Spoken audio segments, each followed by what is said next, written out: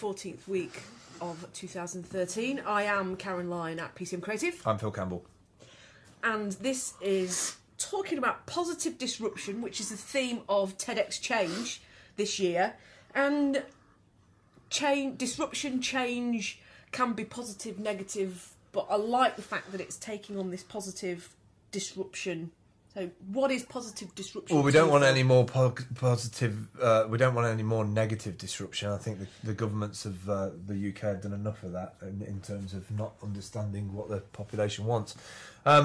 Positive disruption to me is disrupting the general status quo of something by coming up with kind of ideas that optimizing and creating effective change. I think there's many times when you see something and you go, well, if they just tweaked that a little bit and did that. And the reason why it's disruptive is most of the time people don't want it. They're quite happy to maintain a thing or a product because people, including myself, don't like change until we're shown that that change is actually probably going to benefit us. It's a difficult thing to want to change unless, you know, nobody wants to take a risk because it's a fear-based initiative.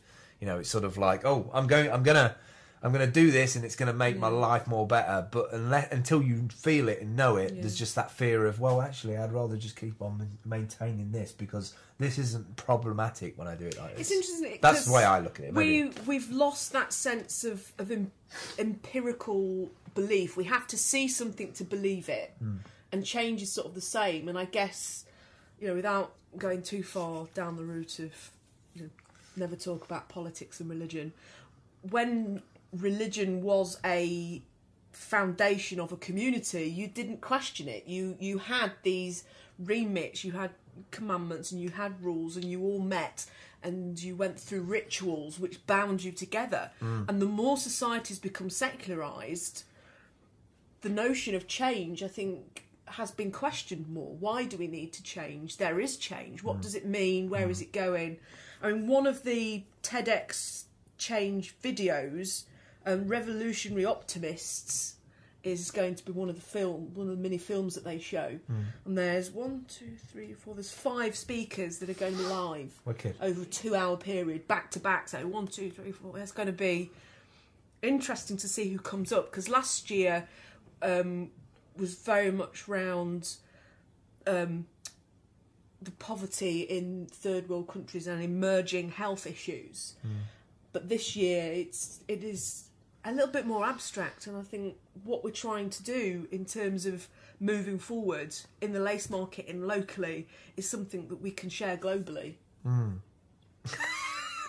Sorry, I just had you know, like sometimes you visualise loads of words and string them together. And it was just me grabbing a pint and going, yeah. I don't know why. It just really was. I just couldn't stop thinking about it. And then you just caught that. I just couldn't stop thinking about it. It was quite funny. I think from a positive disruption point of view, I got this has been built up for like 20-25 years. You know, like going across to America and back and forth. The service industry, there's problems there in that people sort of the consumption problem there where people leave half the stuff. In the UK, I've had 20 years of no service, no quality of service, and I've got to the point where I know what service now looks like.